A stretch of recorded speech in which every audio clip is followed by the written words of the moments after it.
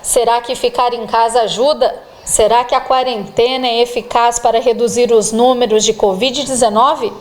Essas são as perguntas que todos fazem e a ciência está testando para responder. Dezenas de estudos científicos apontam que sim, a quarentena, o distanciamento social ajudam a diminuir o número de infectados e também de mortos. Por questões econômicas, governantes e parte da população ainda se opõem à medida. Uma das justificativas é que os danos econômicos serão maiores. O distanciamento social, a suspensão de eventos, aulas e o fechamento do comércio foram essenciais em muitas partes do mundo. Um levantamento aponta que mais de 3 bilhões de pessoas cumprem a quarentena em todo o mundo. Para os especialistas, os resultados são visíveis. Quanto menos gente circula nas ruas, mais devagar a doença se espalha. Com menos infectados, menos mortes. Isso evita sobrecarga nos sistemas de saúde. Já para quem decide circular normalmente, os números são precisos. Para os pesquisadores americanos, para cada 1 ponto percentual a mais de pessoas que não fazem a quarentena, aumenta em 7 pontos percentuais o número de novos casos. Diminuir a circulação e respeitar a quarentena ainda é a solução mais eficaz para a diminuição dos casos, segundo os especialistas. Em 30 dias, com 50% de distanciamento social, uma pessoa infectada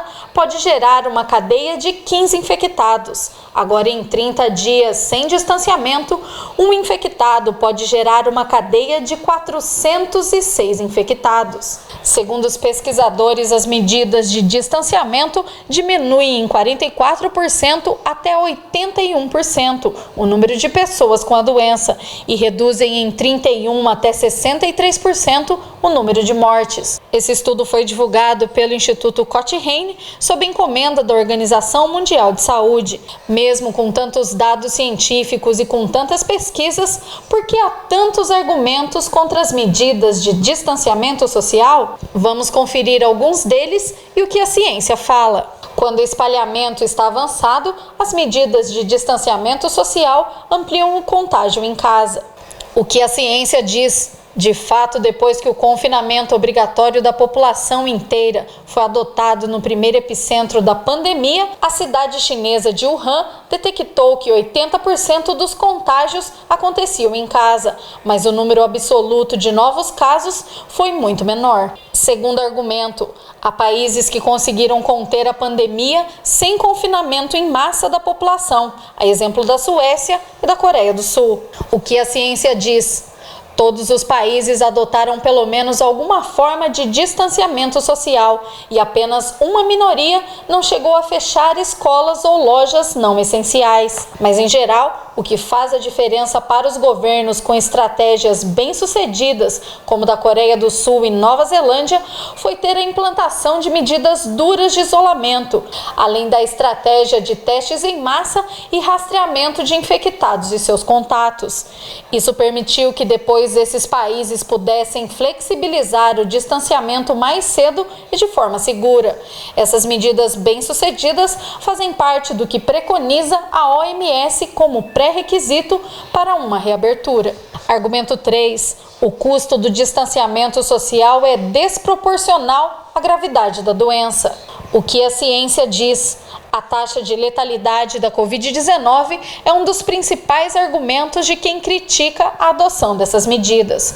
Para eles, uma doença que mata em torno de 2 a cada 100 pessoas infectadas não pode paralisar a sociedade inteira. Mas a maioria dos epidemiologistas no mundo apontou que isso levará à morte de milhões de pessoas, porque o sistema de saúde entraria em colapso e as vítimas nem sempre pertencem aos grupos de risco. Além disso, desde o início de maio, as mortes por Covid-19 já estão entre as 3 maiores causas de mortes no Brasil. Argumento 4.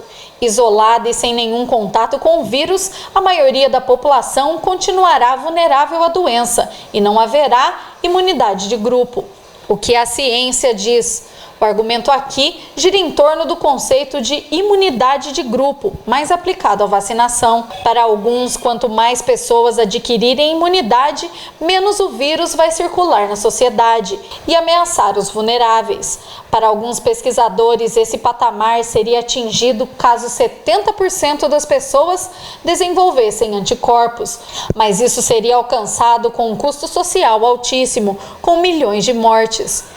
Uma pesquisa da Universidade Federal de Minas Gerais apontou que, para se atingir a imunidade de 70% da população, considerando uma taxa de letalidade de 1%, seriam perdidas 146 mil vidas. Argumento 5. Vai morrer mais gente de fome com a quarentena do que por coronavírus. O que a ciência diz? O impacto socioeconômico da pandemia vai depender de uma série de variáveis, entre elas a velocidade com que se contém o avanço da doença em cada país e também as medidas de suporte que os governos adotam para os atingidos. Segundo projeções da Comissão Econômica para a América Latina e Caribe, a retração econômica em consequência da pandemia empurrará quase 30 milhões para a pobreza na América Latina. Mas as experiências internacionais, segundo os especialistas, mostram que isso está mais associado à falta de apoio financeiro dos governos do que com a adoção de distanciamento social ou não.